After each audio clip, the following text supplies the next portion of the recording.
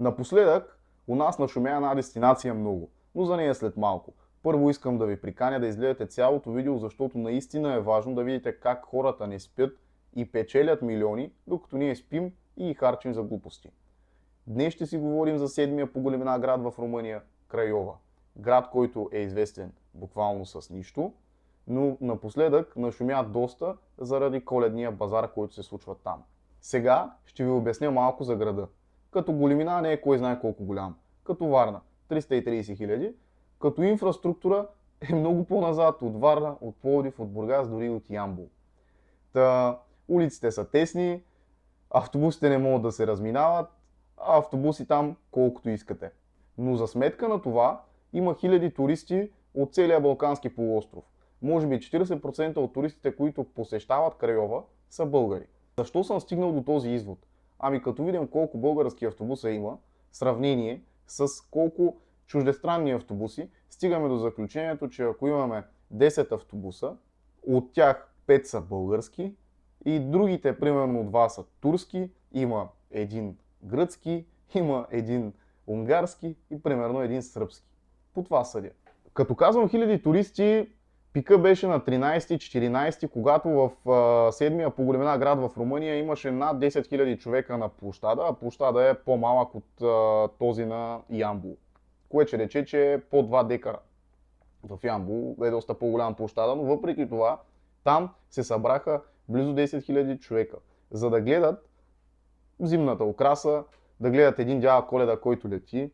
И тук си задавам въпроса, хората как са го направили това нещо, а ние не можем да го направим в България?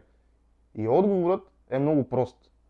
Там бизнесмените са оставени да работят спокойно, като инвестират печалбата си в коледна украса, в сергийки, в коледни къщички, където хората могат да отидат и да похарчат своите пари.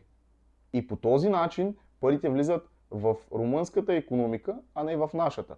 И имаше български автобуси от всички краища, от Варна, от Габрово, от София, от Перник дори. Имаше и от Благоевград.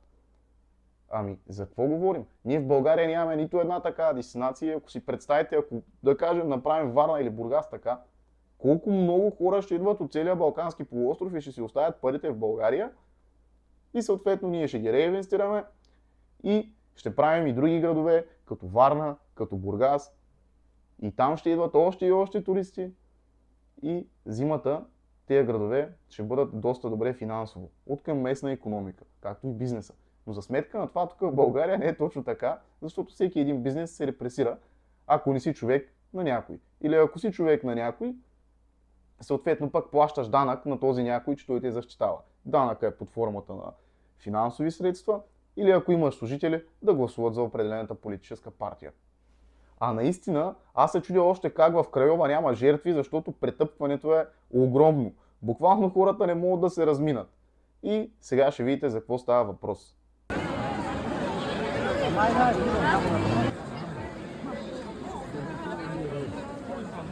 От такива коледни базари се правят стотици хиляди левове печалба за обикновените хора, а относно за цялата икономика, това са милиони, а може би и милиарди. Ако сметнем колко хора присъстват на това коледно шоу всяка вечер в продължение на 20-25 дни, може би оттам ще са минали над 400 000 туриста. Ами това не са само базарчета, това са хотели, това са транспортни фирми, градски транспорт, таксита и много други. Но каквото и да кажем ще е малко, защото всички тези пари след това ще бъдат реинвестирани, след това ще направи още по-добра инфраструктура, а ние тук ще стоим и ще гледаме и ще си даваме парите на румънците и ще викаме браво на тях. Иначе за автомагистрали румънците са топ. За друга инфраструктура, като второкласни, третокласни пътища, румънците са още по-топ.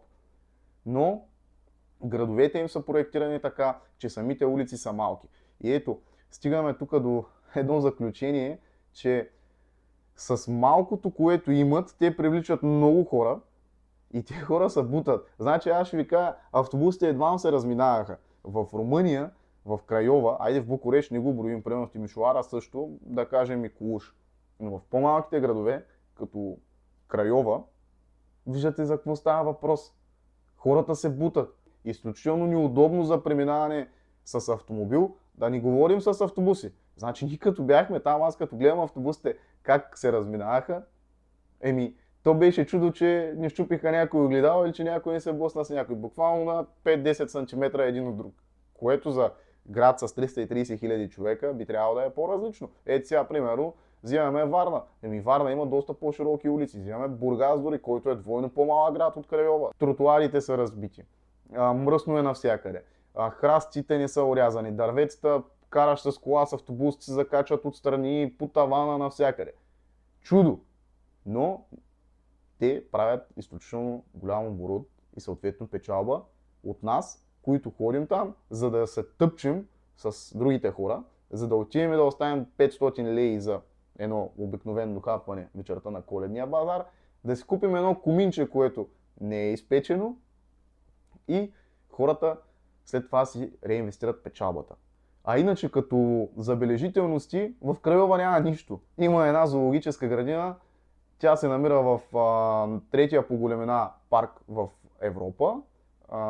Парка се казваше Руманеско, като в този парк наистина има доста красиви неща, но най-красивото нещо е да видите примерно папагали, да видите маймуни как ядат банани, да видите лъвове, да видите всякакви животни.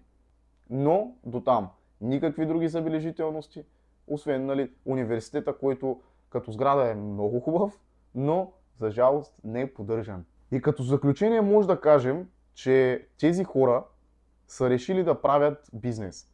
Инвестирали там в хотели, инвестирали са в инфраструктура около самите хотели. Инвестирали са даже преди около година, откриха един огромен мол. Сега ще ви изложа как се казва точно името, но мола беше пълен. И мола е на 2 етажа, въпросът е, че мола е сигурно над 1000 квадратни метра. 1 декар и половина примерно. И когато дойдат хора на тези коледни базари, хората си оставят парите там, те си направиха мола преди 1 година с парите, които от преди 2 години са оставени там на коледните базари, а не е нищо особено. Виждаме един дядо Коледа, който се движи по едно стоманено въже с една шейна, което може да го направим в Ямбол, може да го направим във Варна, може да го направим и в Благоевград.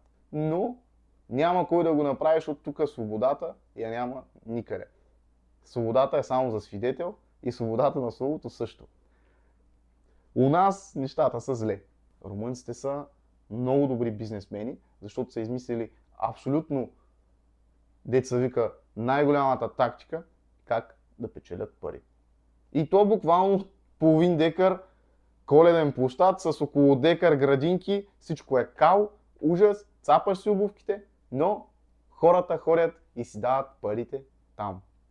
Така че мислете и дайте да го направим това нещо в България.